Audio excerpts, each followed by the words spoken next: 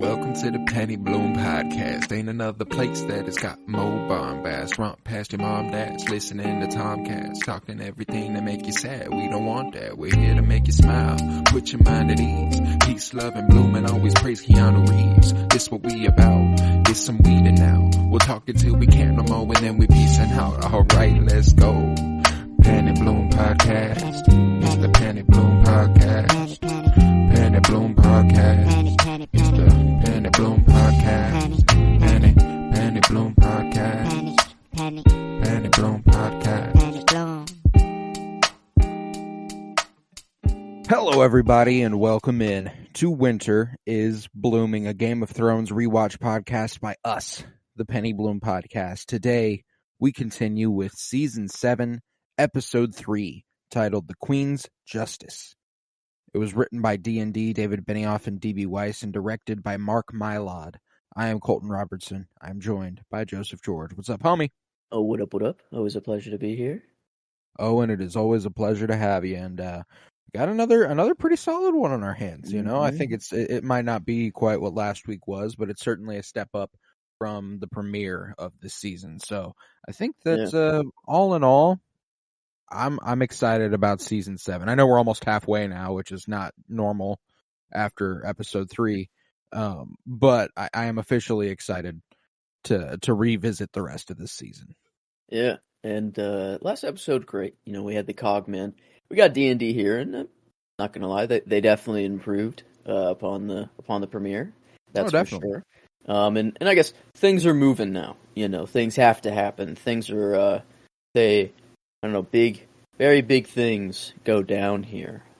We do say goodbye to the Tyrell house, which kind of hit me this time. Like actually every single Tyrell. Yeah, there are no Tyrells gone. left. Yeah, they are gone. Highgarden is the Reigns of Castamere. Yeah, that song holds true. They went the way of the Castameres, to be sure. They went the way of the Reigns of Castamere. Okay.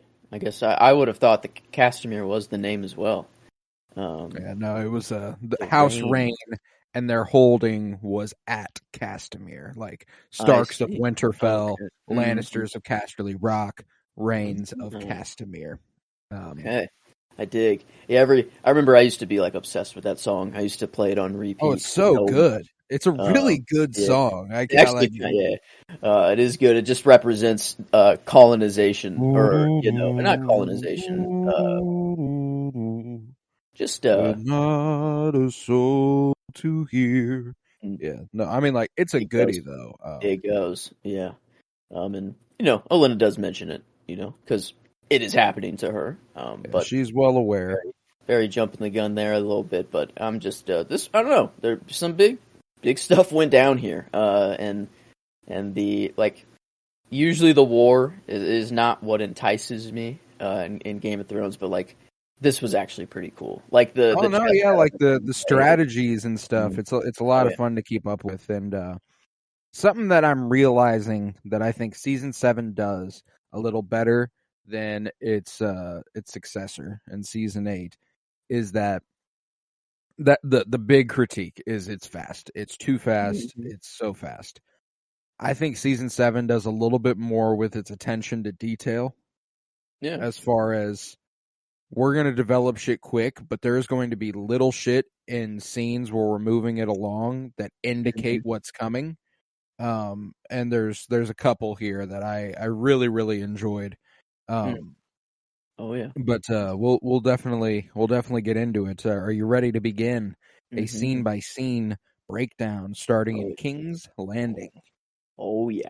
Oh, the parade through the streets. That's right. That is how okay. Yeah, it's a damn shame. We see Euron parading the captives Yara Greyjoy, Alaria, and Tyene Sand through the streets of King's Landing, reveling in his victory all the way to the Red Keep, and the crowd pelt Yara Alaria. Those are hard names to say right back to back. Yeah. And Tyene with rotting fruit. And impressed with his gift, Cersei agrees to an alliance with the Lord and praises him as a true friend of the crown. and Ilaria spits at Cersei's feet, while Sir Gregor Clegane is present among the Queen's Guard. And when Euron demands his reward, Cersei responds that he will get it once the war is over. And Cersei appoints Euron as the commander of her naval forces and her brother Jaime Lannister as the commander of her armies. And despite the fanfare, Jaime is privately hostile towards Euron and tells the Lord of Pike that his head belongs on a spike. And got a little Dr. Seussy there. Hey, yeah. Oh, hello, Lord of Pike. Your head belongs on a spike. Wow. Be kind of imagine an entire Game of Thrones episode where the dialogue your blood is it will Dr. run Seuss red like, whenever you are dead. You know, like that sort of thing. I need the crossover now. Yeah, let's get it. But Euron's like, I need a little advice, a little brotherly advice. Now that you're my brother-in-law, I love that he emphasizes that. Like he's like, I need a little brotherly advice. How does she like it? Gentle or rough? Oh, Jaime did not like this. A finger in the bum, he says. He did not like that one bit. Yeah, I mean, the secret's out, and again, later on, Cersei doesn't even care anymore. Does not give a fuck. Yeah, I don't know. Euron, say what you want about him, but at least he brings a little bit of spice to the show. You know, he spices things up, that's for sure. And frankly, here's my thing, is that I think one of the reasons I didn't like Euron, I don't like Euron. Mm-hmm. Period. Yeah. He's not frankly, they upped his costume design like crazy this week. Mm-hmm. Looks so much better than he did in the premiere. It's got me wondering what the fuck happened there. I obviously don't like Euron, but I think one of the premier reasons I didn't is because in previous watches I've liked Jaime.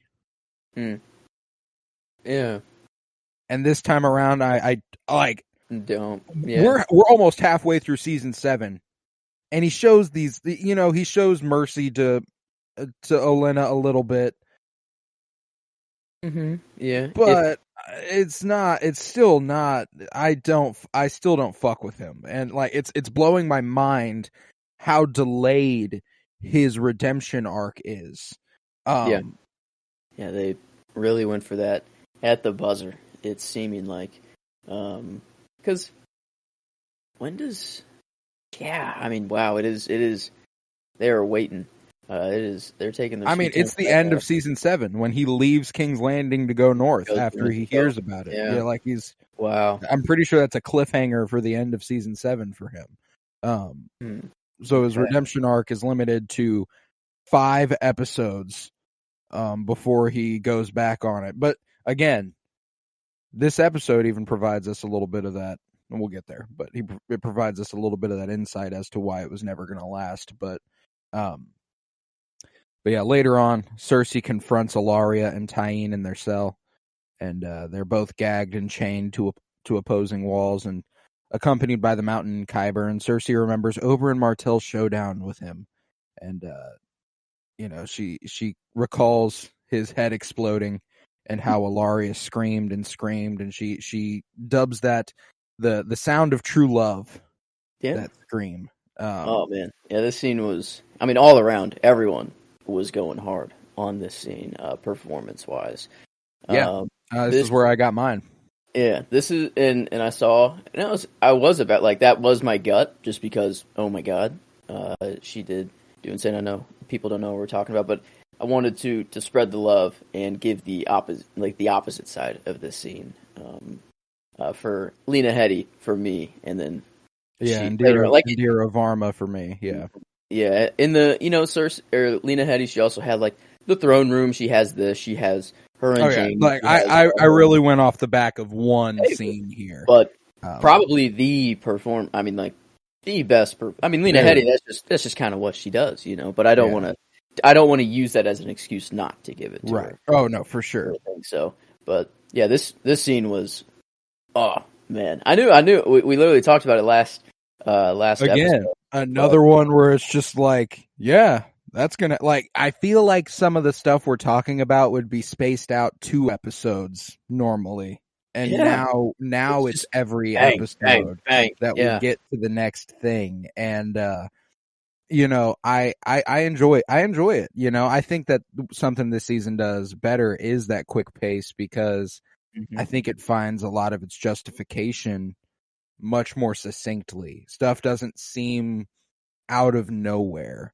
Yeah. And like they are at war now. It's not like they have time to really just sit and meander and think about things. They do have to act fast on their feet. So like it does make sense that the pace is sped up. I was blown away by Indira Varma here as Ilaria, as she fights with her shackles, and Cersei continues to prod, saying, talking about Oberyn's fearsome skill with the spear. No one was as good as him. No one was as beautiful, and he even Sir Gregor couldn't stop him here. And she was like, so I really, really, really thought about what we were gonna do to get revenge for my daughter's death. What I was gonna do to your daughter.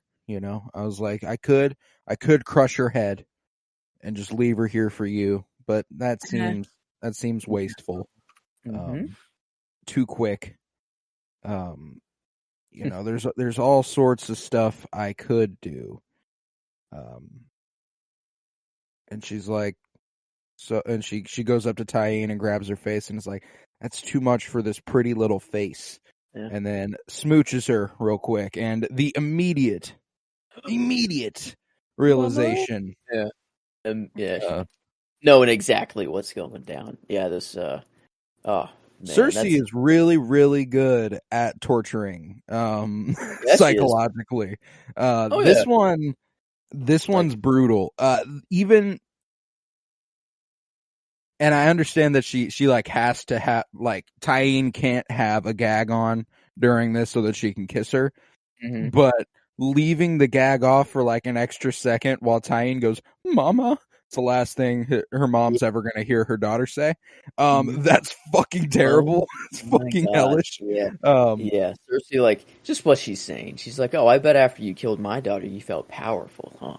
How powerful do you feel right now? Like, I love the trope of like someone being chained up and then the person in power or the torturer, whatever, standing like right where the ends would be, like she knows that like she can't be touched, sort of thing, and like just getting in her face. I don't know, I love that. It's just a single torch that's lighting, or maybe two torches that's lighting this, and she even is like, have guards change these torches every few hours so she doesn't miss a thing. And I'm like, oh my god, you just think of everything, huh? This is really your bag. Like, this is everything. This is her entire life now. Is getting brutal revenge on her enemies. Oh my god. I was blown away by Indira Varma, especially whenever they leave, or they're about to leave, and Cersei says something about how, you're going to watch your daughter's beautiful face crumble into bone and dust. If you refuse to eat, we will force food down your throat.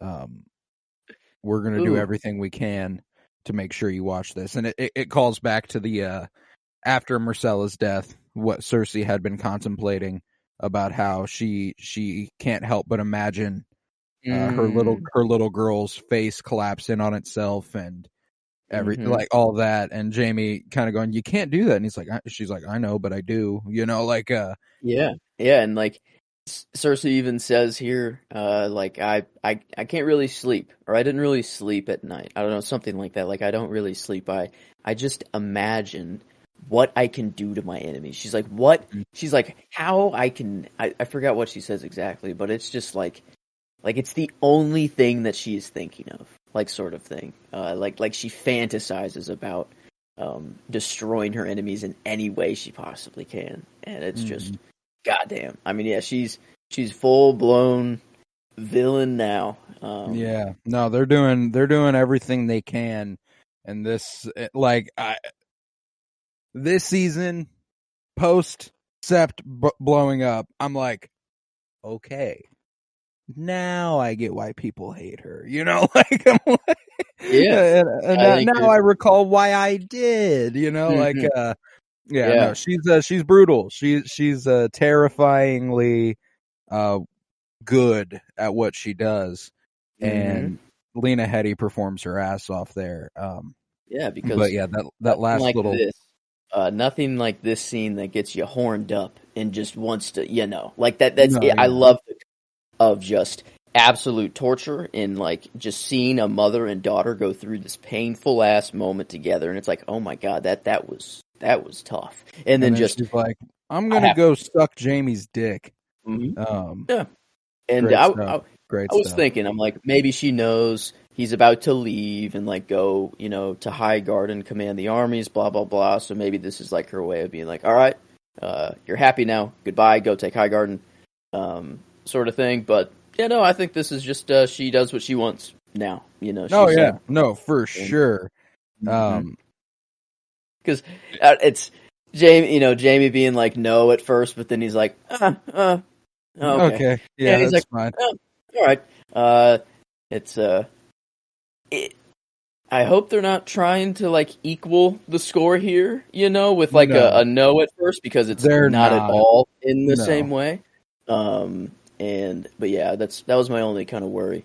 But no, yeah, it's always weird just seeing them kiss and stuff. Even like I know they're just actors, and I know they're not brothers. Yeah, they're not related, but they're related. It's just weird. Yeah, just weird. But yeah, they wake the next morning following an incestuous night to answer the door for a servant. And Jamie contests like, no, you can't do that. And she's like, I'm the queen. I can do whatever the fuck I want now. We're good. And gets to the door, and she says that she has a visitor from Bravos, before looking over at Jamie and going like, oh, okay. All right, well, we've heard the rumors, but okay, there it is. Cersei's like, yeah, also, we're going to need new sheets. Yeah, we fucked. Just a way of another way of saying it. Yeah, this, I don't know, is I forget, because Cersei, she is pregnant, right? Again, does she get pregnant again, or am I just? Yes, I think this is the night. I believe so. This would be the night where it happens. Yeah, I kind of forgot that she got pregnant again. I mean, the baby's never born, right? She dies pregnant, or no, is there pregnant? Okay, that's what I thought. Damn, yeah, prophecy rang true. You will have 3 kids. They all will die. Not a single one more. Even almost, but almost close, but no cigar. Am I right? But yeah. Yes. After there, Cersei meets with Tycho and Esteros. I recall we were like, do we see the Iron Bank of Bravos? We see the representatives from the Iron Bank of Bravos, but not the bank itself. Who offers, his condolences for the loss of her son, Tommen, and his congratulations for her ascendance to the throne. Being the first queen of the 7 kingdoms is no small feat. And the sept blowing up was a tragic accident, and he's like, yeah, for sure. We understand. But sometimes things are necessary to take power, and she's still even like not fully admitting to it. It's like, pretty sure everyone knows. Everyone, even fucking Hot Pie knows. Up at the crossroads, bro. Hot Pie was up there like, I heard Queen Cersei blew up the sept. Like that's true. Yeah, that is true. I didn't think. Yeah, come on. An accident. I don't know about that one. When everyone, but yeah, I think anyone in the 7 kingdoms can put the 2 and 2 together. So I forgot about Hot Pie even knowing that is funny. Yeah, I heard the queen blew up the sept. But this is a good scene too. Lena Headey continues to put on here. Cersei realizes that the Iron Bank wants to bet on the strongest faction and comments on so, and Tycho responds, we don't bet, we simply bet. Yeah, we don't bet, we fancy words bet. And I don't know, I love how every now and then he's like, "You are your father's daughter." Mm-hmm. Like I think he says it like 2 or 3 times. He's like, "Wow, yeah, Your this was father also got straight to the point. Your father also, yeah, like it's mm. very, very clear who she takes after. But Oh yeah, for the time being, Cersei tells Tycho that Lord Euron controls the seas. And she also convinces Nestorus to side with the Lannisters by denouncing Daenerys as a revolutionary rather than a monarch. She's like, I bet that you guys had invested quite a great deal in the slave trade over in Essos, and I imagine you don't like that Daenerys. yeah, Um, yeah. What a way! Like I heard, you put a lot of stock into slaves and making money off of humans. Yeah, I yeah, bet that sucks now. That slavery's not a thing. It's just a crazy sentence to like treat it as like a stock market thing. yeah, But yeah, no, her convincing, like, because he comes in being like, yeah, we bet on the winning side, and right now Cersei does not look like it at all. I mean, I bet she tells him like, we plan on taking Highgarden. They have a mm-hmm. shit ton of gold.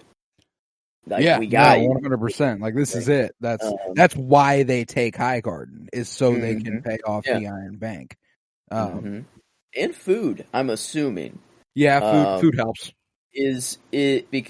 I didn't. They have all the wheat and Yeah, grain, I think, true. is Yeah, I what we're mean, supposed to. Highgarden's just. I mean, this was a fucking great ass idea. It's just. I mean, it all in all a win for the Lannisters.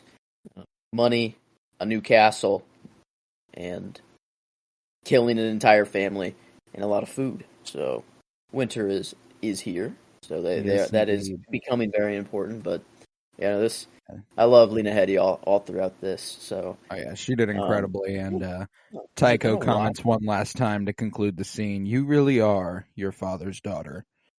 Um, hmm Man, yeah, it has been a while since I've given Lena Headey a performance nod. Um, wow, season 6, episode 1 for me. All the way back there. Let's see. Okay, yeah, that was you gave season her one 6, in. episode 8. Okay, there we go. So yeah, I was gonna say, um, but she's still the queen in the show and in performance nods. She's at 17 now. Yeah, we got we got the first Edition. one in a while. New edition. First Yeah, the that's right. first edition. Don't know who it would have been. Ian McShane most recently, probably. Yes, Yeah. Mm-hmm. for Brother Ray. Mm-hmm. Um, but yeah, we are now in to Winterfell, where Sansa and Littlefinger learn from Maester Wolkan that they have about 4,000 bushels of wheat. And Sansa realizes that this won't be nearly enough food for the coming winter, and she advocates building to stockpile for a famine. And Sansa Mm. also orders Jan Royce to see that the armor made for the armies is outfitted with leather to keep them warm. And while walking, Littlefinger and Sansa talk about the threat of Cersei. And Peter urges her to fight every battle and look for threats in every corner. Anticipate everything. Everyone is your friend, everyone is your enemy, and nothing will ever surprise you. And Sansa's like, here's the thing. I know that that's gotten you really far and that you think you're really smart, but if you can actually tell who your friends and your enemies are, you'll be a lot smarter. Yeah, I think it was this a little brand foreshadowing, like if you can see everything and think of Mm-hmm. everything in your head, see every, at any time, nothing will surprise you. And this is why Bran is completely emotionless. Like he Mm-hmm. is not surprised by a single fucking thing. Yeah. I don't know. It was because like I heard it, and it was. I love how like Littlefinger is grasping at straws now. Like he's Oh, about to yeah. say something. He's like, "Oh, you're about to tell me that Cersei, the woman who killed my father, my mother, I don't know. I guess like sort of not directly Well, responsible, what's but like, ridiculous is at this very moment, the only person in her orbit that might be an enemy is him. yeah, Like, what advice do you think you're giving? You're not like Littlefinger is absolutely grasping at straws. You were right about that, but he's doing everything he possibly can to convince her that he is the only one in her corner, when he's the only one who isn't. You know, She literally, she's ruling Winterfell. She has the North on her side right now, and I'm only my counsel is the counsel that is good for you. Meanwhile, she literally just like put leather on armor because it would freeze to their skins if not. Saying like, yeah, let's bring all the food to Winterfell in case we all have to come here for the winter and eat, because they won't have time for that. And then they're like, yeah, leading suits you, like command suits you, and it's like, yeah, she's already there. She doesn't need any more advice. No. Even though it seemed that she kind of did think about it though. Like she was very dismissive of Littlefinger, but then after he says this, she kind of like stopped for a moment and was, I don't know, maybe she actually sort of, I mean, I would assume it's kind of obvious advice, like if you're a ruler and you just run through the possibilities of what can happen. She does take it to heart, and it's about him. Ah, okay, she's running through everything. She's like, oh, yeah, no, the only bad person around me is you. Like, you are the person who this advice applies to. Fair, yeah. Which makes Littlefinger even giving the advice ironically stupid. Yeah. And he falls fast, huh? Yeah. Man. Well, and like he talks about how you can never be surprised. Think of all options. You'll never be surprised by anything. And that's him assuming he's the smartest motherfucker in the room. Because at the end of the season, I don't know if you recall, he's surprised. He's surprised, massively surprised. So like that's why I'm like, it's just it's a funny thing coming from Peter here. But yeah, you can already see Sansa with the gears working on how to get Peter fucking dead, basically. But they're interrupted by a guard who tells Lady Stark that she has received a visitor at the gate.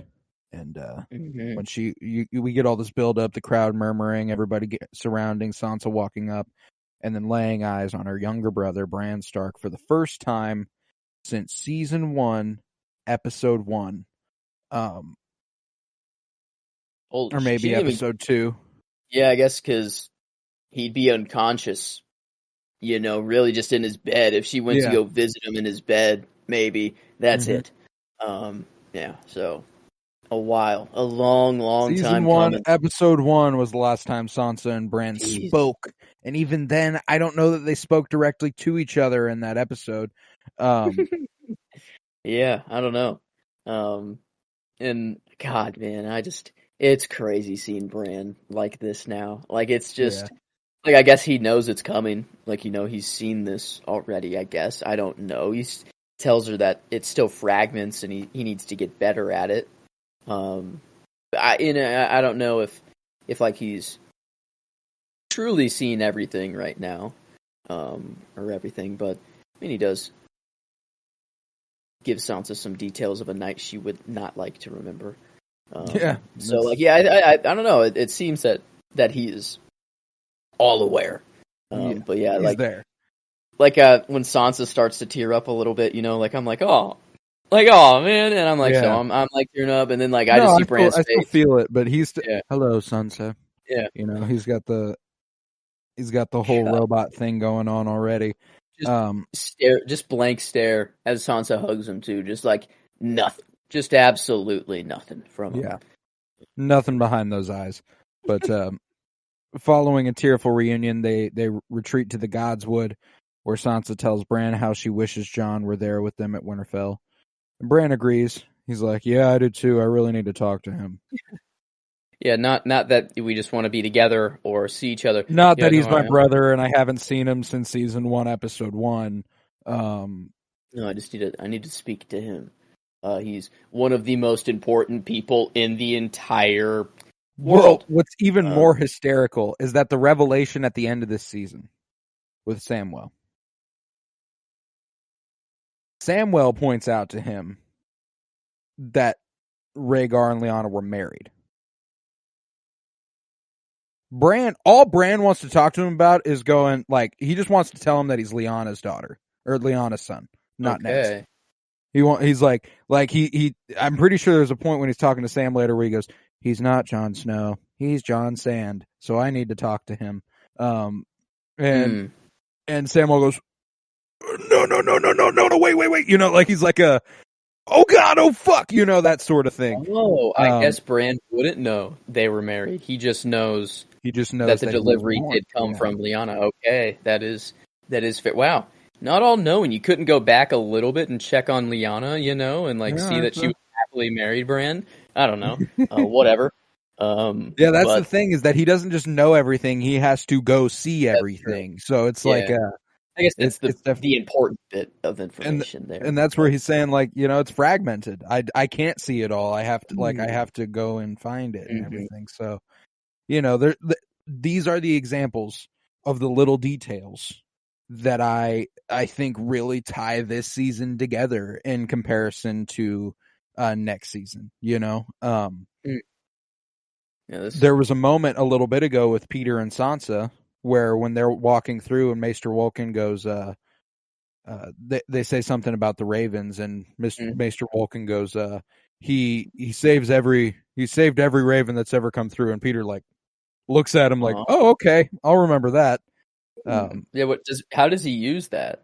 I was trying to think of how that does to stoke the fire in the Stark sibling rivalry, because Sansa wrote to Winterfell when she was captive at King's Landing about how they needed to bend the knee. Cersei wrote to Winterfell. That is right. I see. Okay, to get that feud going. Wow, that's how it gets going. That's how he. Yep. Okay. Wow. Sansa doesn't just be like, yeah, that I was completely forced into this situation.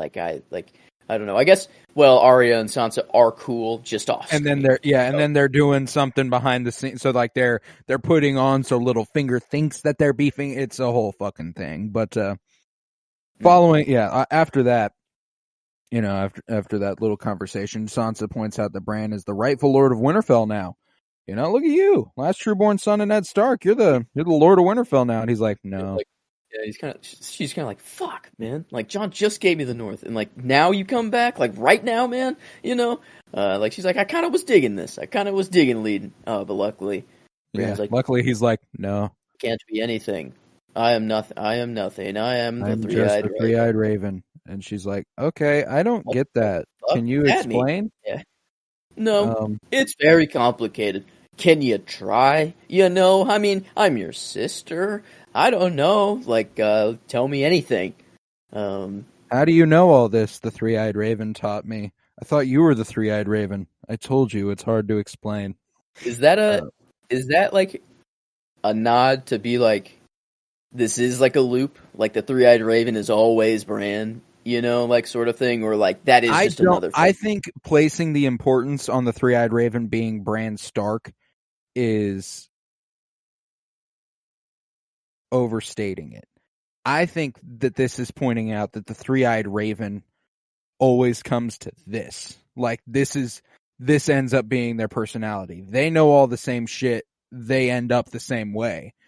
So it might not literally be the same person, but it ends up creating the same person, essentially, you know? Yeah, like I'd like to say I could keep my emotion, but after I know literally everything, I don't know. Like if I could check in anywhere in the world at any point, even back, you know, in time, like I can go anywhere. Yeah, I don't know. Maybe I do become a little stoic.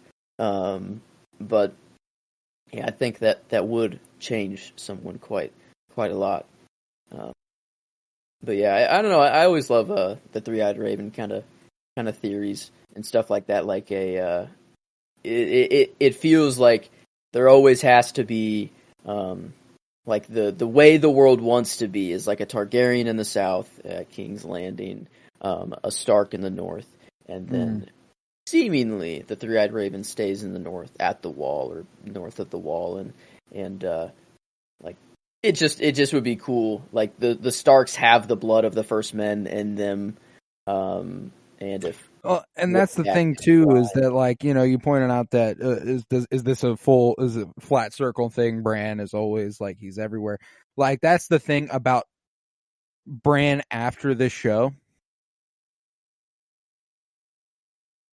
There is something to the idea that he pulls every string through history because he has that capability. That's something he has every ability to do. Yeah, like even though he became the Three-Eyed Raven last season or 2 seasons ago now, was it in season 5 or it was the end of season 5? He wasn't in season 4. That's right. Yeah, so even though he became the Three-Eyed Raven, he still can affect the past. Or wait, no. He wasn't in season 5. He was in season 6. I forget we're in season 6. Yes. But yeah, even though it did happen after, he can still affect the past, so it has always happened that way. Mm-hmm. Exactly. Even though he didn't know it yet. Yeah, it's just a mind fuck every time I try to wrap my head around it. But it does make sense. I get it's hard to explain, as Bran says, but it does make sense for the show. Man, yeah, that is crazy. Did he get to the throne himself, really? Or, by him, I guess it would be by himself, actually. I'm saying, did he actually pull the strings, or was it actually the people saying, yeah, no, you should be the one to lead us, at the end? But I guess it is kind of clear. Who else would you choose? Out of that group? No, yeah, it makes sense. It makes a lot of sense. But that's the thing is that had he influenced every single one of those people at some point in their life to think that he would be the right choice. Like that. You get a unanimous panel. You just put person A and person B. Person A, he knows everything of all time and can change anything he wants, and actually affect history with just by sitting in a chair or by touching a tree. Or person B, I guess who would be Edmure Tully, or not Tully, Edmure, Tully. Okay, right. That is a person B, or I guess who else is it gonna? I don't know. It's just kind of the person who has the ability to see everything and know everything that could happen and then actually affect it too. It's you're not you're not a natural leader by any sort of the thing, but right. You're the most powerful one here. Yeah. So I guess it makes sense that way, but could have been him all along. Probably him all along. Which is just a mind fuck to think about. Well, that's what's bizarre too is what cascading events needed to occur in order for him to get there. Does only one thing need to happen in order for all this to it's just bizarre to think about. Is there one cascading event that causes all of this, or does he have to constantly manipulate stuff, or is he able to just go, okay, well, if I pull this string, there's the domino effect there.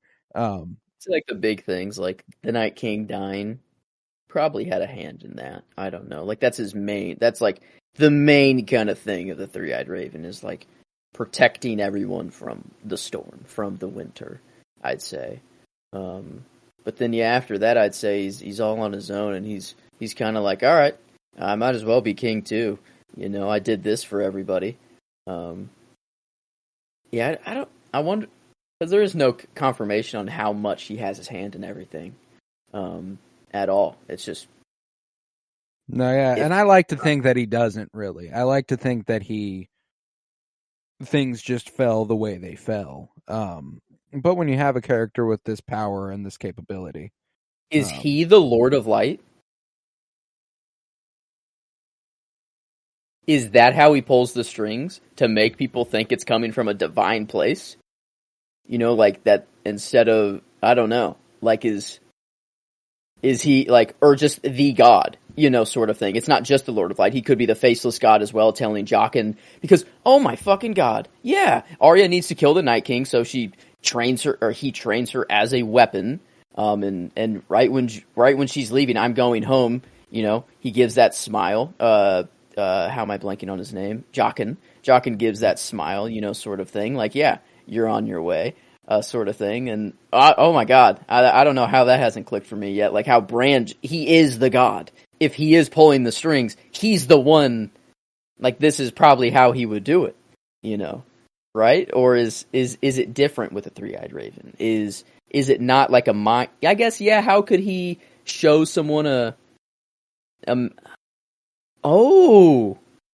looking into the flames, they see their future? Who has that capability? Bran sees their future. Maybe he that's just some way. I don't know. I've never. Wow. I can't believe I've never gotten to this conclusion before. I like that. I like that idea. We've seen that the three-eyed raven has the capability of showing. We haven't seen that he has the capability someone's body and completely control them without them even knowing. I wouldn't say it's too far off for them to put a little message in their head, be like a little whispers from the beyond sort of thing. I wouldn't. I mean, he completely controlled Hodor. And Hodor had no clue. So just to, yeah, I don't know. That's, I feel like, I mean, if there is someone pulling the strings that is real and that's not just a god that we don't see. Oh, it's certain. He's the only option in the show. Mm-hmm. Yeah. Wow. The three-eyed raven, Lord of Light, faceless, the god of death. Who's the other big? Is there another big god? I mean, the drowned god, the seven, there's a shit ton actually. So yeah, that's why I suppose that it is interesting to think about in relation to that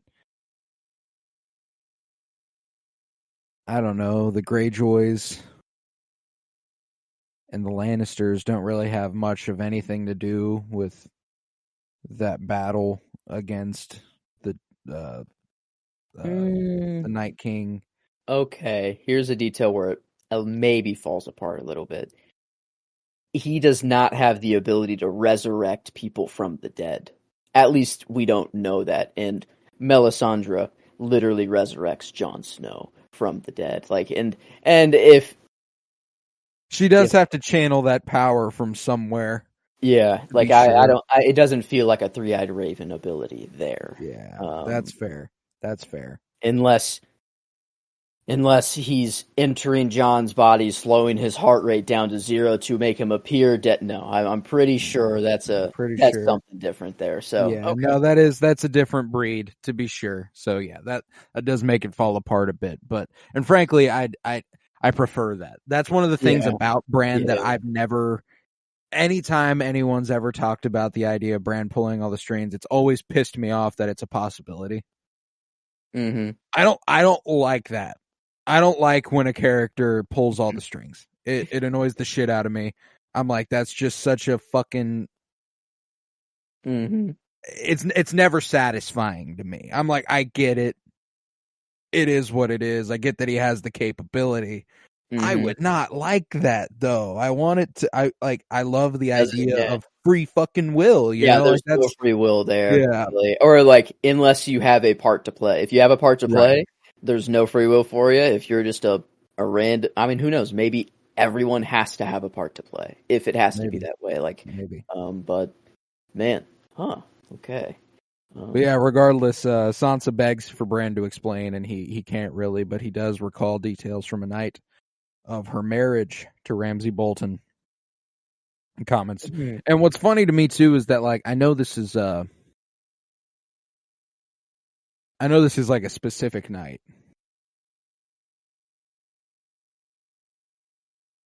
But if I was her, I'd be like, I need you to get a little more specific for me, okay, homie? You're talking about a snowy night in the north where I was wearing a white wedding dress at a wedding. Mm-hmm.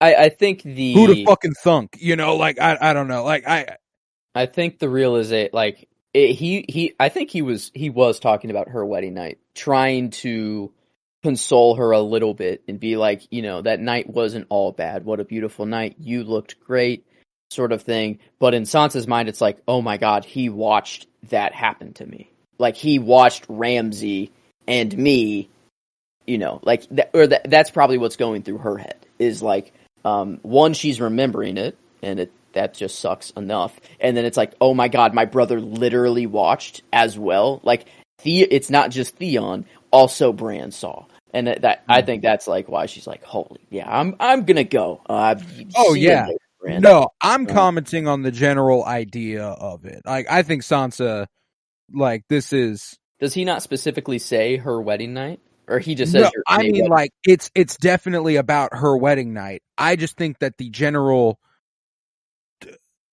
idea of that being the memory he goes to is so fucking general. He's talking about a winter night in the north when snow is falling and the bride wore a white wedding dress.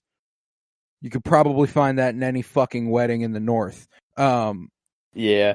Like that's I'm like if maybe something from King's Landing, maybe something that would be a little less triggering to Sansa, just something that's, a little more specific without being so fucking brain dead, unsympathetic. I know he's trying to also, he is trying to be this like. This is his attempt to be sympathetic. Like he is trying to be like, it wasn't all bad. Like, okay. I don't think the night being, beautiful and the dress looking good makes up for that. No, not at all. So yeah, and it also does just show how much Bran is disconnected from the reality as it is, even though he's more in touch with everything than anyone else. But yeah, that was a good scene in Winterfell. Yeah, I dug it quite a bit. I'm like, point out, like, remember what happened in like fucking the Vale whenever Peter pushes Lysa out the fucking moon door. He's nobody else knows that. Nobody knows that. That would have been good. Because that's not really traumatic for her. Well, I guess in comparison to a lot of the other shit she's been through, no. Like, that's the thing. Like for a lot of normal people, yeah, that would probably be pretty jarring. But like for her, that's just a fucking Tuesday. Like that just happened. Could have even told her your hair was black at one point. Yeah, he wouldn't have known that. Yeah, like I mean, it could have been very simple. All sorts of shit. He couldn't have known. Like you're talking about a royal wedding in the north, bro. Like people fucking know about that. Yeah. I don't know, and I place that more at the feet of the writers than anything. Like I don't know why that is the one you have to go with, and it's not that big of a deal. I'm just kind of like. It just seems like one of those examples of them being like, well, let's torment Sansa a little bit more, Her own brother. Happy reunion. Happy to see you, Bran. Yeah. No longer my brother anymore. Really, I mean, he's just there. Yeah. I mean, like, to comment on how much she's been through. Like you've gone from King's Landing to the Vale. Back home. I'm sorry that it happened here. Like it, even just like a little more general, a little, or not a little more general, a little more specific. But regardless, we're now in Old Town, where at the Citadel, Archmaester Ebrose examines Jorah Mormont's wounds and surmises, interesting. You're fine. Yeah. He's like, okay, well, you would, and Jorah comments, I thought it was just, the rest and the climate. The climate. He's like, the climate. This is the best you could come up with. Yeah. It's like, what do you come up with? Like, what is?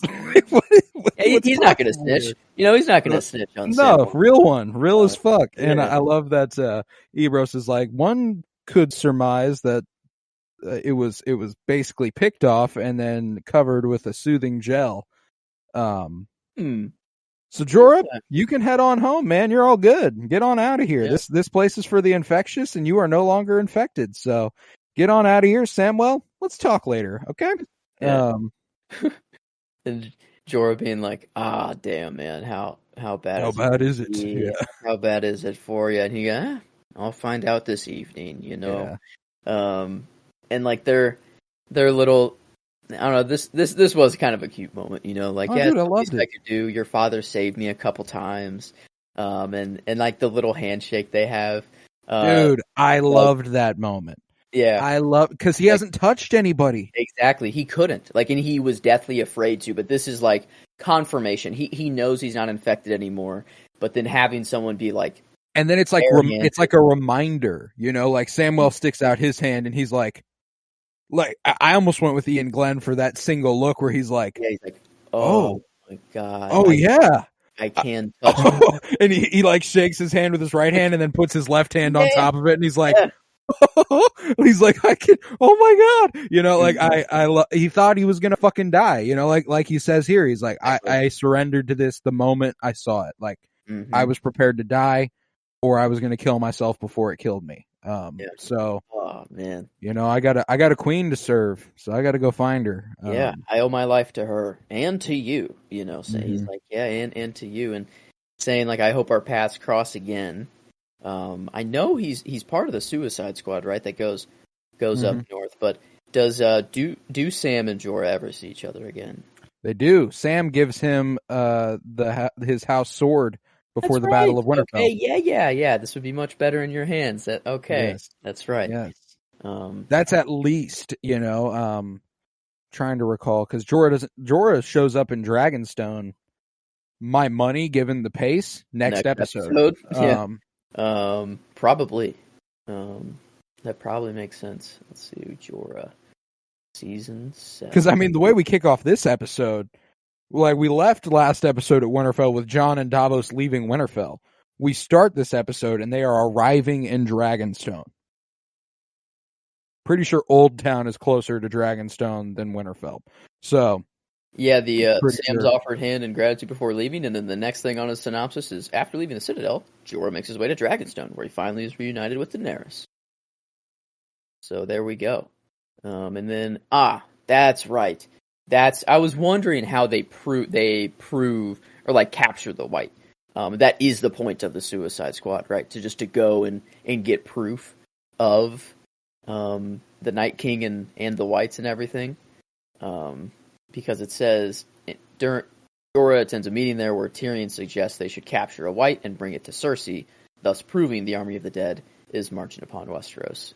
So, and then he leaves right after that. Okay, Suicide Squad, team up. Wow. Yeah, and then he's all north there.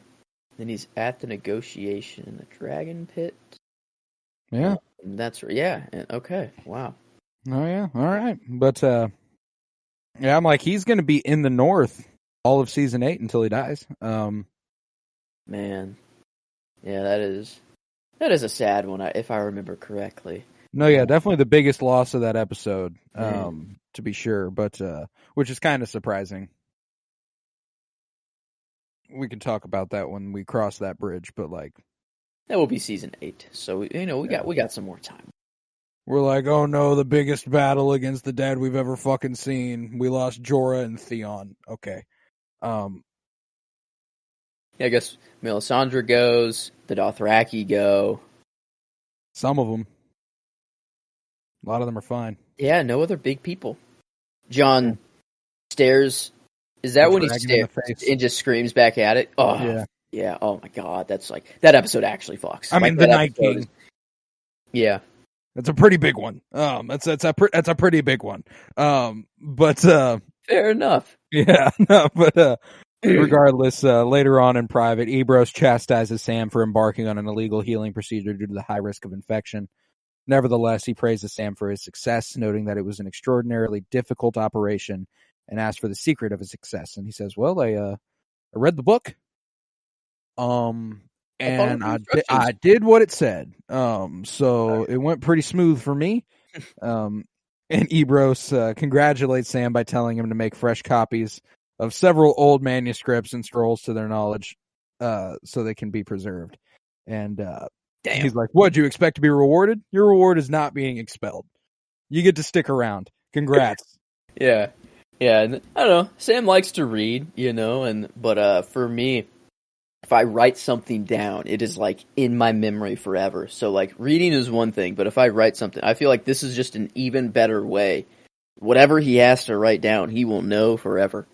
And yeah, I didn't think anything came from this like in a scroll where he's like, I learned something new or something. But I think this is just another task he has to do. And like I was just thinking, like this is probably all they do like all the time. Like, how many scrolls do you think are rotting away? Like, it's a constant, probably, cycle of just doing this over and over and over. Which is... Hey, man, I cherish the written word, but this is one of those things where I'm so fucking glad we have typing. Very nice. Yeah, just to have... we have it for... Well, unless all of them... I guess it is the equivalent of burning down a library, but you would just have to burn down massive... servers. Yeah. Google and Facebook and all of their buildings that they protect more than honestly some of our military. Samuel would fucking nut if he saw a computer, bro. Yeah, he would. Oh yeah, he would. He'd be like, "What the fuck? I can read anything from this one screen. I can learn anything." No, he'd love it. He'd love it. But we're next at Dragonstone, and I believe this is where we will conclude the episode. No, we go to... wow, we have a couple locations left. 3 of them. Wow. Ah, that's right. Okay. We've been taking our time on this one. At Dragonstone, Jon and Davos arrive and are immediately greeted by Tyrion and Missandei upon meeting, and Tyrion addresses Jon as the bastard of Winterfell, and Jon in turn addresses him as the dwarf of Casterly Rock. And the two share a friendly grin, and Jon observes that he's picked up some scars along the way. And Tyrion says, "Yep, but we're still here." Like I love it. I love it. I love it. Mm-hmm. I love it so much. You're gonna have to tell me how a Night's Watch recruit became King of the North, and then I think he's like, "You're gonna have to tell me how the fucking Lannister the queen, the hand of the queen, for Daenerys Targaryen." Yeah. A nice reunion there with Jon and Tyrion, and then not a reunion, but a meeting that is long awaited. I loved the entire walk up there. It's the best best use of this whole place we've gotten. Davos is introduced to Tyrion, and Tyrion's heard of him. The Onion Knight we faced off at the Battle of Blackwater Bay. He's like, not lucky enough for me. Sadly for me. Yeah. Yes. Wrong side of that one. Tyrion introduces Missandei, and Davos is quite taken immediately by Missandei. Just trying to make small talk, but also like, ooh, where are you from? I can't place the accent. I have never seen a woman this fine, is basically what Davos is getting at here. I love how they're like, kind of making it seem like a trap right away too. Like, your weapons, please. And the Dothraki carry like the boat away, and they're like looking back, like, oh shit. They're like, oh, damn. Of course, Jon's like, yeah, all right, it's cool. Yeah. But on the walk to the castle, Missandei talks to Davos briefly, and Davos remarks, it was a paradise full of palm trees, and he looks at Jon and he goes, "This place has changed." Talking about Dragonstone and how there are now attractive people here. Wow. Yeah. Very. Yeah. Usually we don't see Davos like this. Like he's. No, yeah, that's what makes it like really cute. Is that he's extremely. I love when this show does like normal human things in a fantasy old timey realm. Like this dude immediately crushing on Natalie Emanuel makes all the sense in the fucking world. This woman is fucking gorgeous. Of course, you immediately meet her and are like, wow, hi, Hey, tell me everything about you. hey. And she gives him like a couple I think like one or two sentences, and then just kind of Yeah, no, she's smiles short and spoken. continues. She's not one for many words, but so I was just like, man, okay, I'm gonna talk to you more. But Jon and Tyrion talk about Sansa briefly. Tyrion's like, a sham marriage, never consummated. And Jon's like, I didn't ask. And he's like, I just wanted to let you know, I never had sex with your sister. Okay, cool to get that confirmed. Is just a weird thing to say, but I guess good to get out there. And I loved them talking about it. And Tyrion goes, she's smarter than she lets on. And he goes, she's starting to let on. And he's like, good. I fucking loved that. Mm-hmm. But then Jon is aware of the fate of previous Starks who have met with the Mad King, and Jon insists that, he is not a Stark. Enter dragons flying overhead. Yeah, I'm not a Stark. It's a good thing I'm not a Stark. Like we get the fucking Targaryen theme basically after that. And sometimes I'm just like, now how the fuck, I think at this point I knew, but like there are so many tips of the cap that Jon is a Targaryen over the course of the show that like it feels so on the nose in that moment, but it is still subtle enough to where if you don't know, like you're not going to put it together. I guess after the was it the end of last, or was it this season? When was the cut from him being born to season 6 finale? So it's confirmed that Lyanna is the mother, but like, so I guess it's not confirmed that Rhaegar is the father. It's not a huge leap to take, but that it's Rhaegar's son. You really would have to think about it, I guess. Yeah. The thing that is a leap is that he's legitimately a Targaryen. He's still a bastard. If they weren't married. Like, that's the thing, is that like the revelation at the end of this season, they do veil the end of season 6 enough to make you think like, like you gotta have a pretty lackluster sense of media literacy to not gather that Lyanna is giving birth to Rhaegar's son, because we keep like the way that he got in there was fighting Rhaegar's guards and knights and men, and then gets up the stairs and she says if Robert finds out, he'll kill him. Yeah. I guess like we don't know they're married. It's not like the big revelation at the end of the season is that he is legitimately the heir, not just like Gendry the Baratheon is the heir. Like, no, okay, because the viewer does not know that they were married yet, right? Like we don't know that until we're coming up on that. There'll be a little tidbit, I'm assuming, again next episode, where Samwell's reading a scroll and he says something about a secret wedding being held or I think Gilly says something about a secret wedding. She's reading from a book, and Sam just kind of like Sam's just kind of like, ugh, like skips over it, doesn't listen. She's bothering him, but she makes a comment about a secret wedding held at the Tower of Joy or something. Okay. But a lot of great stuff coming up in season 7. But Jon and Davos are startled at the sight of Drogon and Viserion flying over, and dive to the ground, while an amused Missandei and Tyrion remain upright. And offering Jon a hand up, Tyrion says, I wish I could tell you that you'd get used to it. But again, one of those great moments where people are introduced to an even bigger and better side of the universe. He's gotten the real dark side of the mystical, so seeing dragons. How do they not use this? How does Jon not use this to prove his point?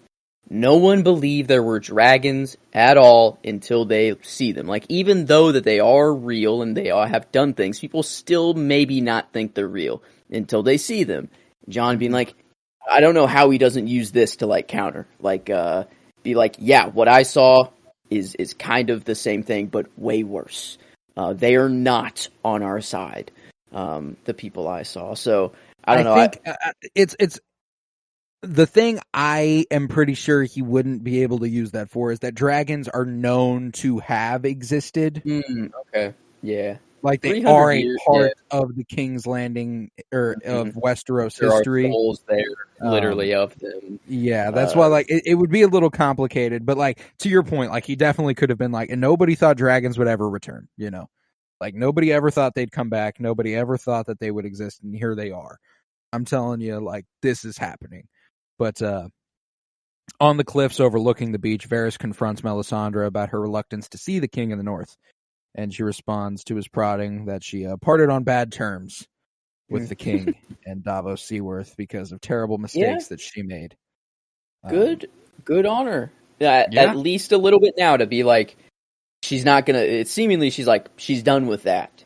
Like she understands. Like I think Davos being so pissed off and like definitely your God is evil if you're doing this, and at least you know she doesn't really have the opportunity to sacrifice any more children at the stake, but seemingly she's past. I don't think she would if she could. I think that was the nail in the coffin on that for her.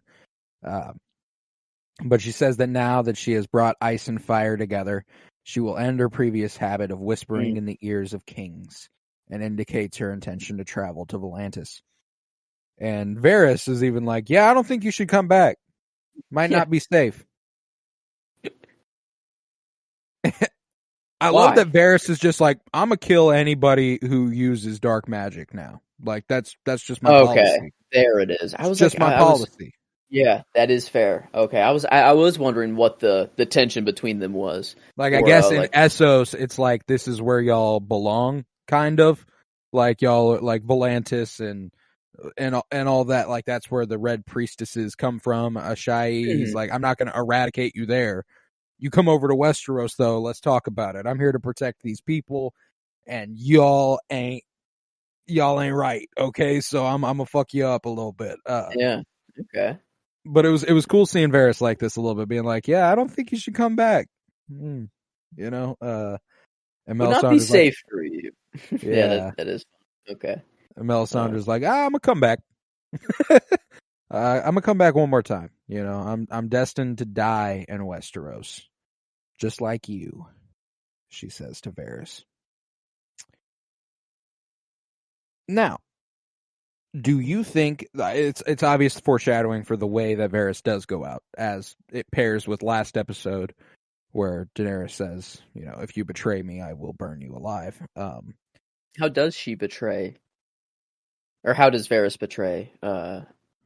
I'm pretty sure he kind of wants Jon Snow to be king. He sees her going down a dark path and thinks Jon would be a better candidate. And that's kind of the catalyst for her entire thing, is that everyone loves Jon more than they love her, and Jon doesn't love her either anymore. Okay. Okay. Yeah. But forget how he goes. And then now I'm looking at it. Yeah. Now I remember. Do you think Missandei is simply using her little red wiggly woos to be like to gleam his future a bit? Or do you think this has anything to do with the Red Priestess telling Varys, would you like to know who spoke to you? Would you like to know what they said? Do you think there is some sort of destiny he was given in that moment? Because I started going full Joe. I started going full Joe mode here when I heard this. Yeah, because that came from the high priestess or whatever. Yes, that she was like that. Yeah, and like, yeah, they do know, and I'd say he does die in a very fire. So maybe this is like very clear to see for her. Do you think? This is way unfounded. There is nothing that backs this theory. But if he was, those are my favorite. Yeah, you know, like do you think there's any chance that his little birds are just a cover to justify how he knows so much?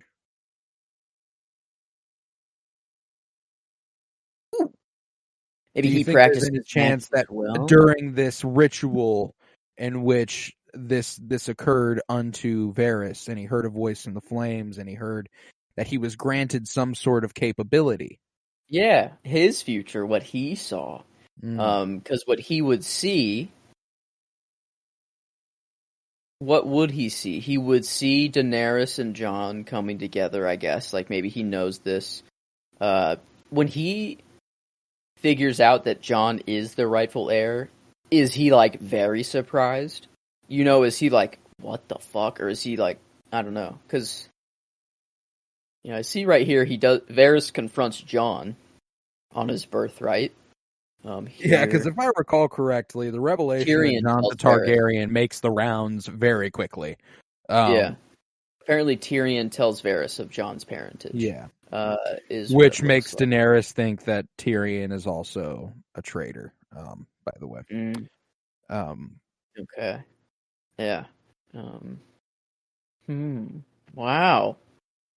Yeah, Yeah, so that was my fun theory of the episode. It was like, is there something more to Varys' capabilities than just having little birds and spies everywhere? I like that. Or if just in that ritual, like that's why he's so motivated, you know, sort of thing. Right. Is like he knows the part that he has to play. Yeah, I like it just being a front. It could be both, you know, a little bit of both. He knows the big events that'll happen, but as far as the little things, he still needs his birds and everything for that. But yeah, I like that. I'm gonna pay attention to him a little closer now. Yeah, but after this, in the throne room hereafter, Missandei introduces Daenerys by her many titles: Queen, the Queen of the Seven Kingdoms, the Andals and the First Men, the Unburnt, the Breaker of Chains, the Mother of Dragon, Misa, all that. And Jon looks at Davos like, I think you're supposed to do something here. And Davos goes, this is Jon Snow. He's king of the North. All right, Davos. Yeah, I mean, you could have. I don't know. I guess he's never been called any. You know, he's never been named anything, but he has a lot of things he could be named for.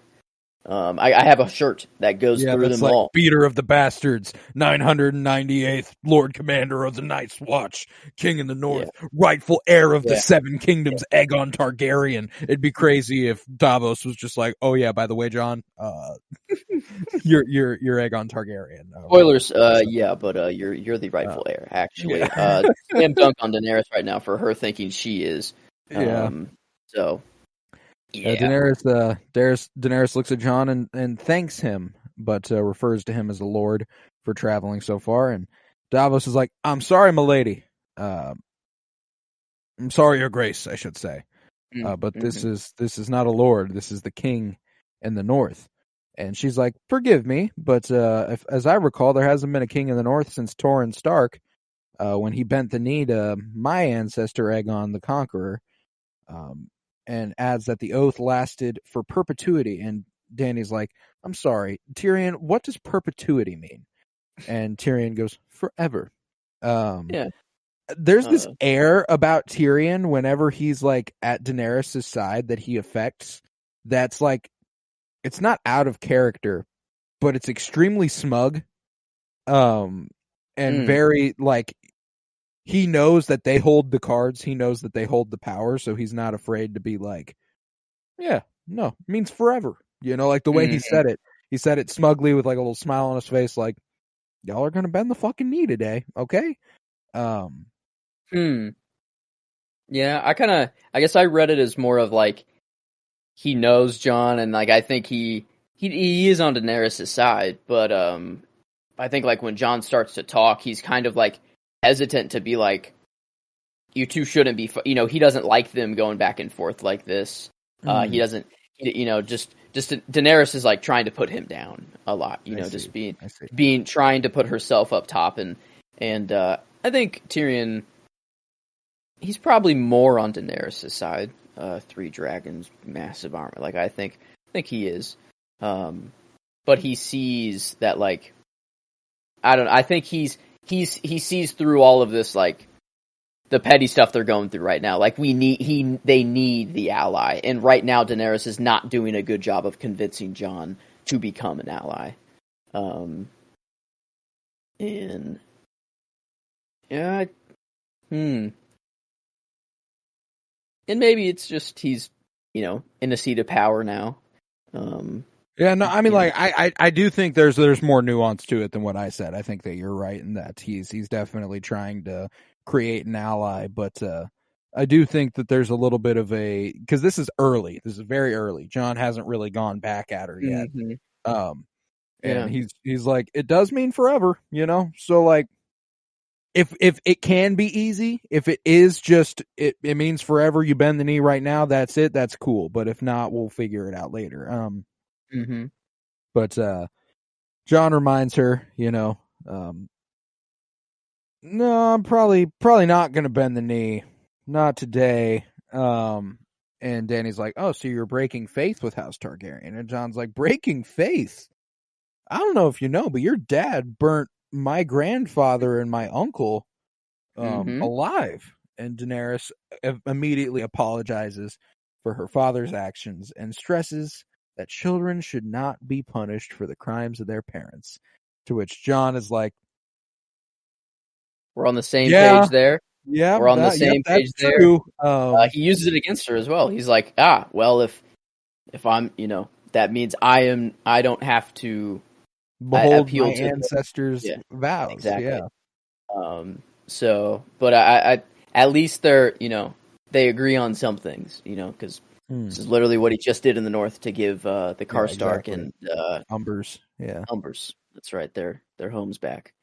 So I don't know, kind of cool there. But yeah, I love. Sounds like I came here for your help, man, and you need mine. And Dany's like, please, I have 3 dragons. Please tell me how. Yeah. Please tell me how. Did you see the Dothraki out there, or the Unsullied, or the 3 dragons? What do I need you for? They are hard to miss. He said, or something like that. Yes, yeah. And getting to the point, Jon likens the fighting between the great houses to children squabbling over a game. And Jon points out that the army of the dead is their true enemy. Daenerys is skeptical, going, Tyrion, you said you vouched for this man, and since he's showing up, he has refused my rule. He has called me a child. And Daenerys goes, a figure of speech, or Tyrion goes, a figure of speech, my lady. He's calling all of us children, actually. He's calling all of us children. And Tyrion continues to vouch for him, but Jon says that they need to make cause to fight against the army of the dead. And Daenerys asks if Jon knew if his father knew that his best friend had sent assassins to kill her as a baby, not knowing that Ned had patently opposed the assassination of Daenerys. In fact, resigned as Hand of the King over it. Okay.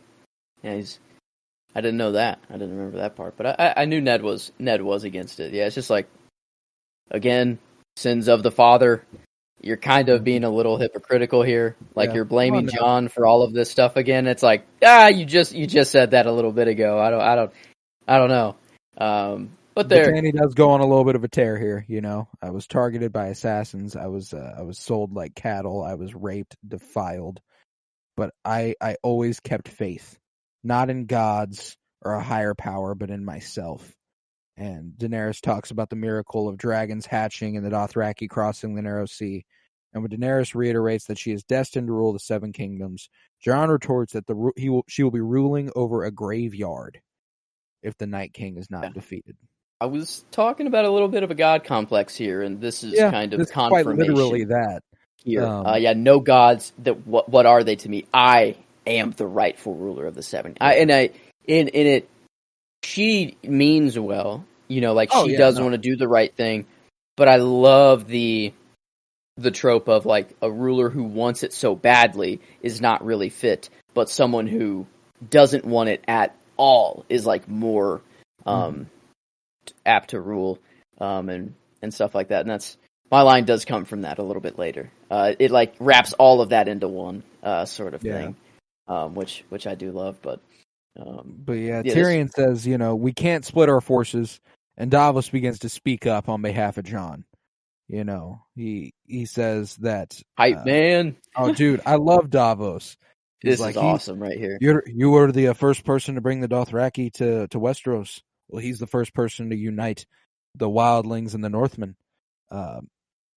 He was Night's Watch, and he fought he was the Lord Commander of the Night's Watch, and he fought the White Walkers, and he fought and defended his people. He took a knife in the heart for his people. And John looks at him like, hey, no, we don't talk about that. All right, we don't play that. He died, or he's about to say he died for his people, but then they were like, I don't know, but like, I don't know. I feel like that just kind of, why not let that out? Like, because Daenerys, she does bring it back up later. She's like to Tyrion, she's like, he said he took a knife in the heart. Is that a figure of speech? And then Tyrion's like, the North's fucking crazy, Just don't pay much mind to it.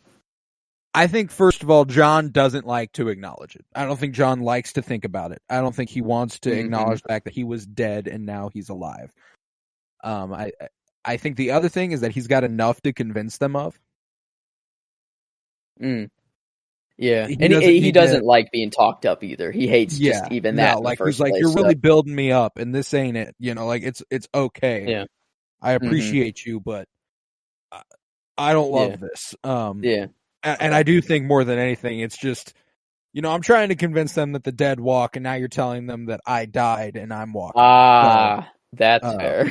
The army of the dead. By the way, I also died one time. So yeah. Fair. So I think it's just a little bit of a tactical, like it does bring home the point that he's a good man, but at this moment in time, it might not be what we need to reveal. And Davos says it doesn't matter who bends the knee, as if they don't put aside their enmities and focus on the undead, they will all die. But Tyrion doesn't see the point of Jon's refusal to submit. He's like, well, then, if that's the case, you might as well bend the knee. Fuck it, man. Like, this is all right. And Jon's like, I'm sorry, Your Grace, but I don't think you're a queen. I've just met you as well. It's completely unreasonable for you to think that I would bend the knee. I have no idea who you are. I've been declared king of the North. I can't just do this to my people. Like, this is not what they expect. This isn't what they want. Mm-hmm. And she's like, all right, well, then you're an open rebellion. And Varys quickly ushers into the throne room. We gotta talk. And Daenerys is like, well, forgive me. Everyone, let's get you set up in some quarters. You guys go take a bath. Everything's going to be okay. Enjoy your time here, And Jon's like, so am I your prisoner? And she says, not yet. Mm-hmm. All this is really incredible. Jon is a top contender for my favorite character of the episode, again, as he was last week. And depending on where your split falls. I wanted to ask if we should give the double, because, this will be the last time we can. But yeah, if not, that's who I was going to go with, just for him being who he is. Yeah, no, I've got an or going on as well. There are definitely two top contenders, and we'll get to the other one before long. But Varys tells her that the Targaryen fleet was ambushed by Euron Greyjoy's Iron Fleet in the Narrow Sea, and he informs her that Yara Greyjoy, Ellaria Sand, and her daughter were captured. And in response to the grim news, Daenerys allows Jon and Davos to stay until they can reach a proper arrangement. She's like, okay, so I've lost a lot of my allies. Let's go ahead and talk it through. But later on, Jon is brooding while Tyrion attempts to do so. I loved a little. He's like, I came here to brood, but you are, it seems you already are. You make me feel like I'm failing at brooding over failing, so. Yeah. I don't know, all these little all these conversations are great. Like Dragonstone, incredible. The Dragonstone stuff was fantastic this week. Jon is quite unhappy. I'm a prisoner on this island. He's like, I wouldn't say you're a prisoner. You're walking around, and he's like, but you have my boat, and it's like, yeah. He says, I'm a prisoner here while the White Walkers and the Night King still pose a threat. And Tyrion says that he trusts the word of Jeor. He trusts the word of Jon. And, what is known to the many doesn't mean as much to him as the words of a trusted few. And Jon asks Tyrion how he can convince people about the existence of things which they can't believe in. And Jon wants to help his people and is frustrated with the deadlock. And Tyrion encourages him not to give up. And when Jon remarks that he is a fool for going south, Tyrion reassures him that the Mad King's daughter is not her father and has protected people from monsters, and telling him to speak with her servants. A lot of them are here because of her. Just see what they think of her. And Jon turns to walk away, and Tyrion's like, "But is there anything reasonable you can ask for? It's not reasonable for you to ask her to go fight an enemy she doesn't know exists. It's not fair. She can't just go north on the word of some dude she's never met. So is there anything reasonable you can ask for?" And that's when he reveals, he's there for some dragon glass. And after learning about it, Tyrion speaks with Dany about Jon's request. And Dany is preoccupied with, he's like, "So I've lost, the Greyjoys and Dorne. One fell swoop, and you want to talk about fucking glass." Yeah, we don't have allies. We need allies. Jon Snow, and a seems like a good potential step. ally. This I love, like, in the little line he's like, "As a wise man once said," and I forget what he is. This, like, you think this is actually him? And he's like, "Oh, shit, 100%. Like, he's like, "Oh shit, she caught me. No one else." Performance of Peter Dinklage. Yeah. Well, what's funny is he's never pulled this off. Earlier, Missandei goes, "Who said that?" And he goes, "I did." But he admits to it. Yeah, just right away. He's like, "Yeah, I did. Just right now." And that was kind of what the conversation was about too. Like, conversations in elegant rooms, blah blah blah, or whatever. I would never do that. Yeah. To you. Yeah, to you. Man. And I wish we got a few more moments like this between Daenerys and Tyrion. It shows that they've got, like, it's such a heavy, big thing they're embarking upon that they don't get moments to really be just people. And Daenerys being like, "Are you quoting yourself and framing it as ancient wisdom?" And, "No, Your Grace, I would never do that to you." And she just kind of, like, smiles and walks away a little bit. But amidst all of this, she asks, "He said something about him taking a knife in the heart for his people." And Tyrion's like, you need to allow the North their flights of fancy. They don't. It's not exciting up there, so it's what it is. But while Dany is watching over her dragon, she is joined by Jon, and Dany tells Jon that she named her dragons Rhaegal and Viserion after her brothers Rhaegar and Viserys. Named them after your dad and your uncle. And Jon realizes that Tyrion has been petitioning her. Dany tells Jon she is determined to remove Cersei, and she allows Jon to mine the dragon glass and agrees to provide men and equipment. I love when they're talking about Tyrion. She says something about talking to Tyrion, and he goes, "He does love to talk." And Daenerys goes, "Yes, we all love what we're good at." There's the line right here. I don't. Like, it's like Daenerys is good at ruling. She likes it. She enjoys it. She likes the fight. Like, I don't know, she likes it. Jon, he does not. Not at all. Like, he's doing what is necessary to protect his people, but he like, kind of doesn't hate every moment of it. But just wish it could be going a different way. Furthermore, I'd even argue this about fighting and killing. Yeah, no, he is the probably one of the greatest swords there is right now. Yeah, I mean, there's, and I think Arya. that also applies to both of them. Yeah, we all enjoy what we're good at, and she's good at riding her dragon around and causing some fucking damage. He's like, "I don't love it." Man, but Jon might be the character. Like, it's just a strong fucking character moment, man. It always reminds me of Wolverine going like, "I'm the best at what I do, and what I do, it ain't pretty." Does it hurt every time? Every time, just classic shit like that. I remember before he was cast as Dane Whitman in Eternals, that was top fan cast for me. He's a little dude. He's like 5'6". Would have been perfect. Kit Harington? Yeah. Wow, I didn't know that. Dude's small. 5'7" maybe. Oh, Like 5'8", what Google oh, okay. says.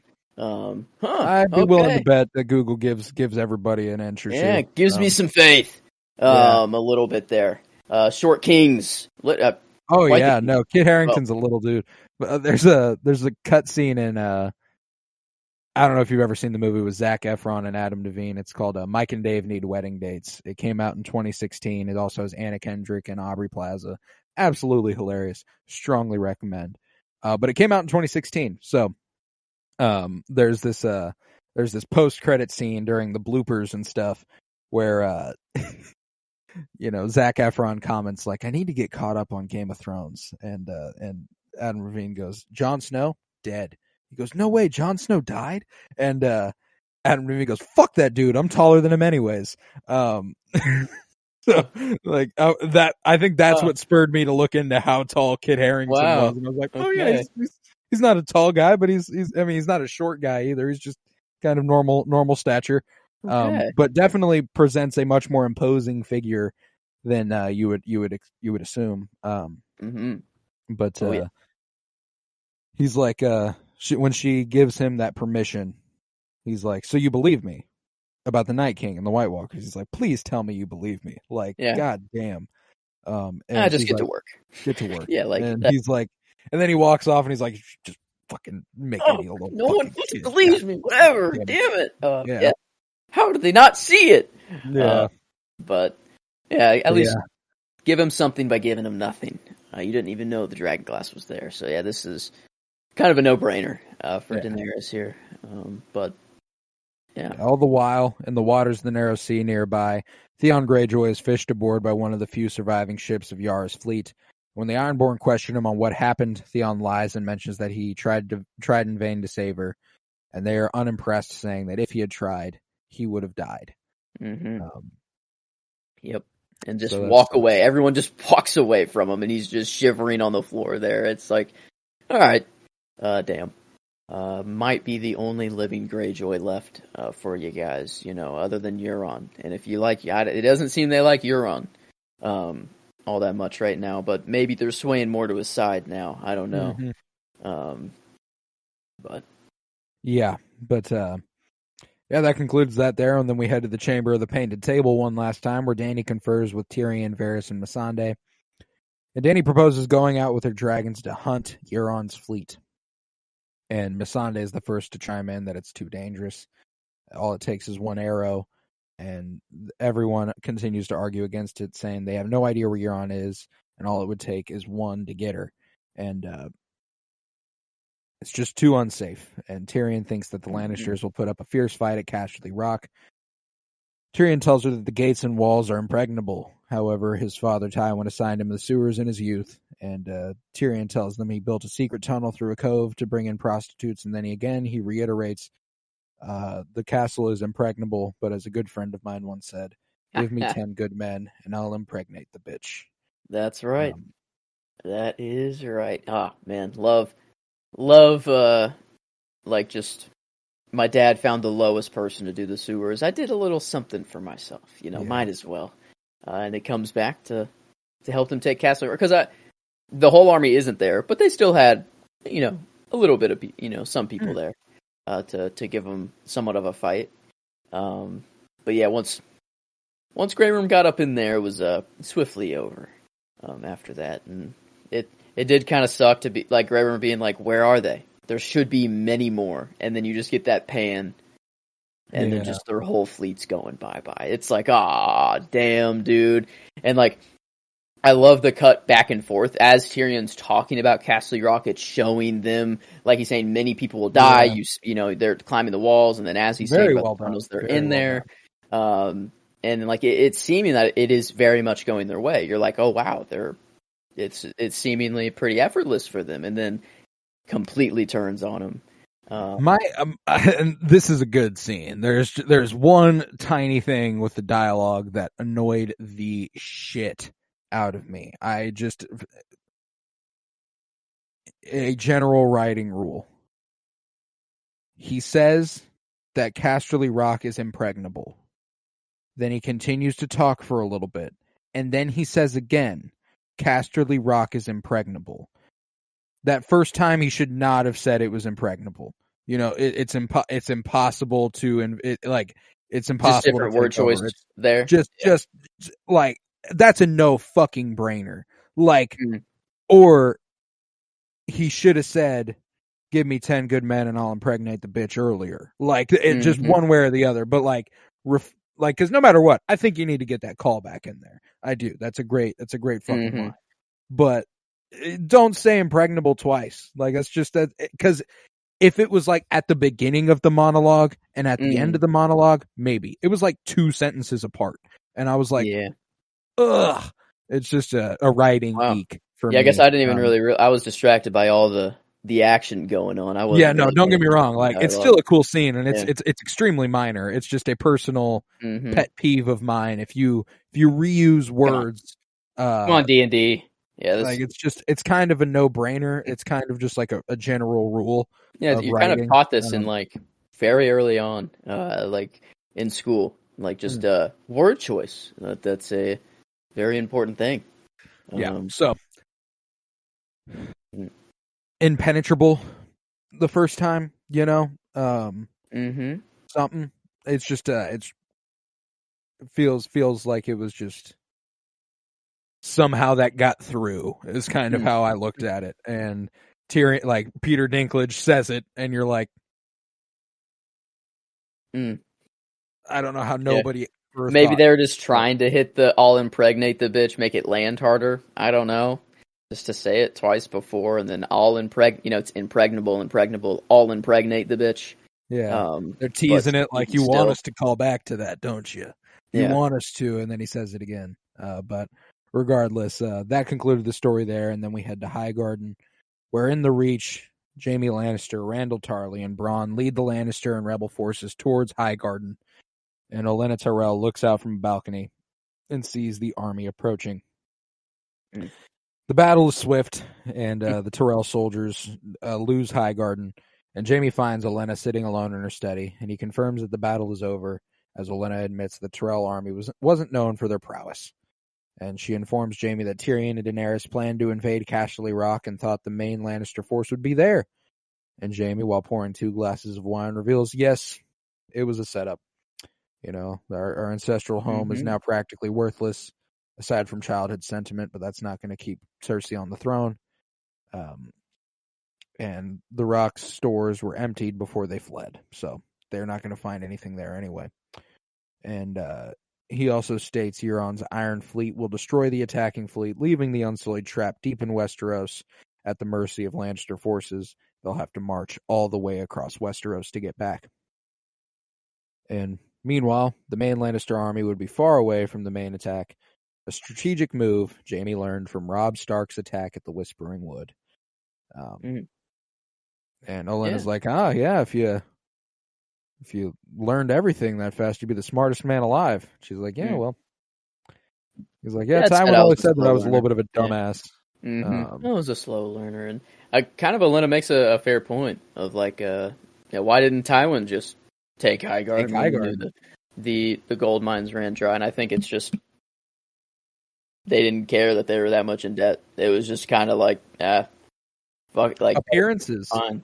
Like the crown wasn't at war. Like they maintained the illusion that they were the richest house in Westeros, and as long as they can do that, doesn't really matter how much money they actually have. If they took Highgarden, it'd be like something. Do you not have money? Did you need? Maybe the questions would start to arise there. So, and I love the way she's like, well, maybe I'll get to ask him myself. I think before long, she knows her end is near. That's for sure. Yeah, and Olenna's like, so how's it gonna happen? You know, is that you gonna hit me with the sword? What wasn't that Joffrey's there? What did he call it? Widow's wail. And he really was a right cunt, wasn't he? I almost chose that for my line, just because it was. I literally I laughed just out I don't know. I love Olenna's on her way out here. She's just being very brutally honest. She doesn't give a fuck.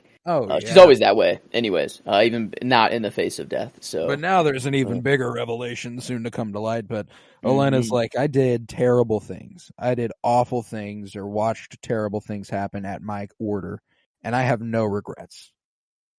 but some of the things I've done, they are nothing compared to what Cersei is doing. And she tells Jaime that Cersei is a monster.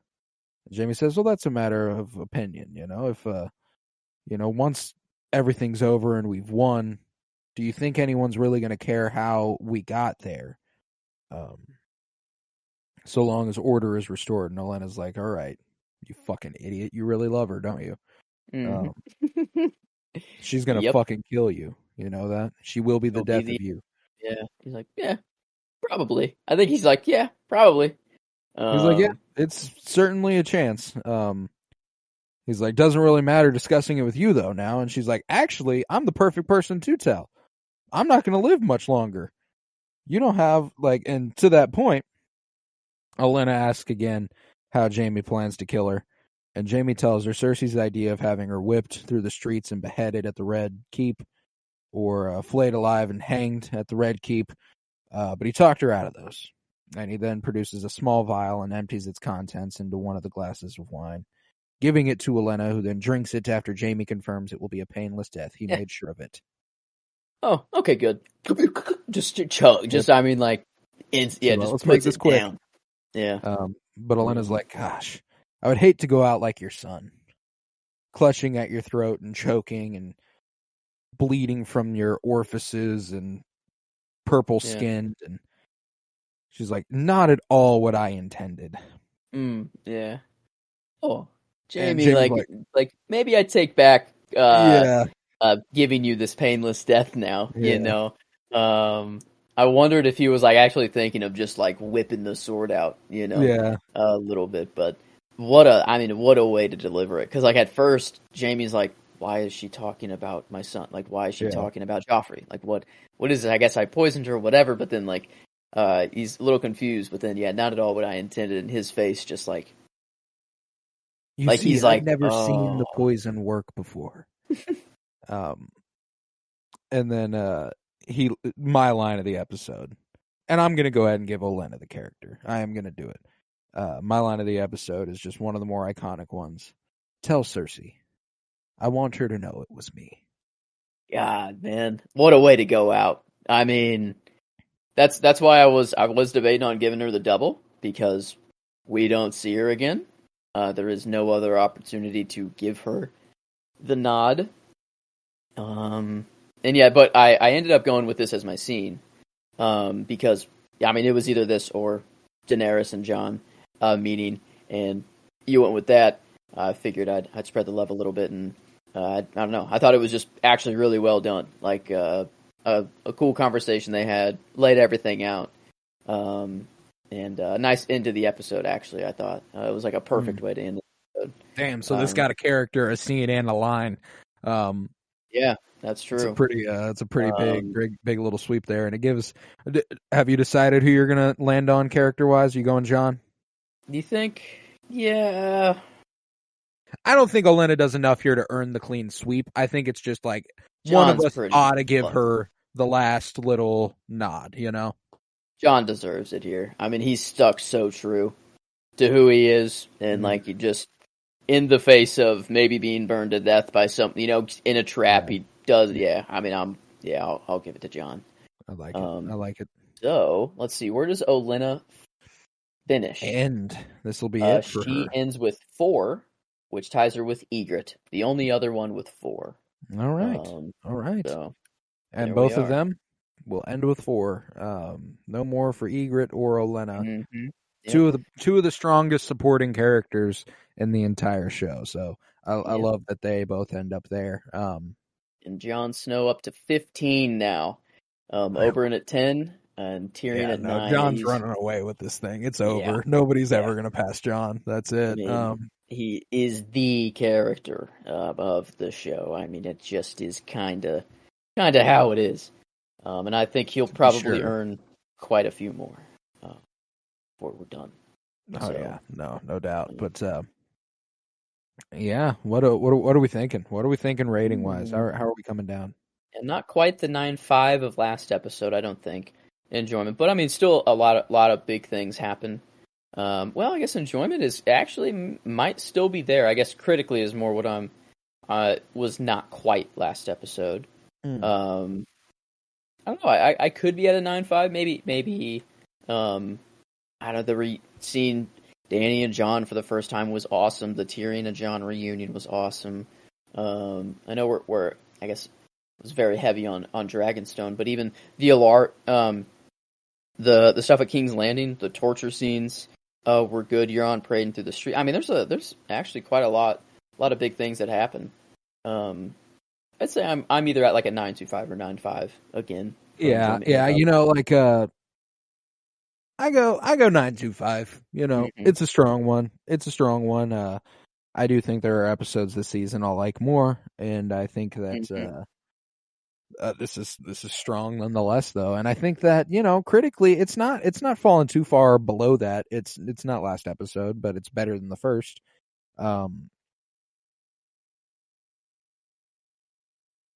It's a big gap there. 6.75 to 9.5. I think it's probably closer to episode 2. Like I don't think it's in generally the 7s. Like it's. I think it's 8s. Yeah, you know? Like an 8.5 or 8.75. Yeah, I'd say is probably where I could go. It was another really good looking one. One of my favorite shots of the episode was when Jorah is told he can go home, and he's framed in the bottom left corner of the screen, and he looks up to the window, and it's like shining down. Fucking gorgeous. Love that. I love that. Dragons looked pretty cool. Just flying over Dragonstone. Yeah. Dragonstone looked awesome. Yeah, no, you know, right, I'll walk up there. I say we go with the 8.75. I say we give it a little bit there. Okay. We are, which would shake it out to an 8.92. Let's see, do we have any others? 0.92. We have 4, apparently, 1 of 4. Episode 1 of season 3, Velardo Hyris. And the end of that season, Misa. And another premiere, season 4, Two Swords. And now this one at 8.92s. So on the same level as some pretty good premieres and a good finale as well. So I can dig. Yeah, perfectly right in the middle there. Still a little bit closer to episode 2. Yeah, no, I dig it. I feel like we landed in a good spot there. But with that, we will conclude this episode of Winter is Blooming. If you would, head to patreon.com/PennyBloomPod, where you'll find over 50 hours of exclusive content. For $3 a month, you can support this podcast financially, which is huge because it costs me money to make, and I don't make any off of it unless it's over there. Head to Twitter, follow at PennyBloomPod, follow on Letterboxd at PennyBloomPod, follow on Instagram at PennyBloomPodcast. Remember to leave a 5-star rate and review wherever you might be listening. Remember to continue downloading. That is a huge help, and to keep tuning in as this week our comic book movie coverage continues, and that'll be a lot of fun. Last week brought us Man of Steel and the Wolverine, yes, and this week will bring us the likes of Thor: The Dark World and The Amazing Spider-Man 2.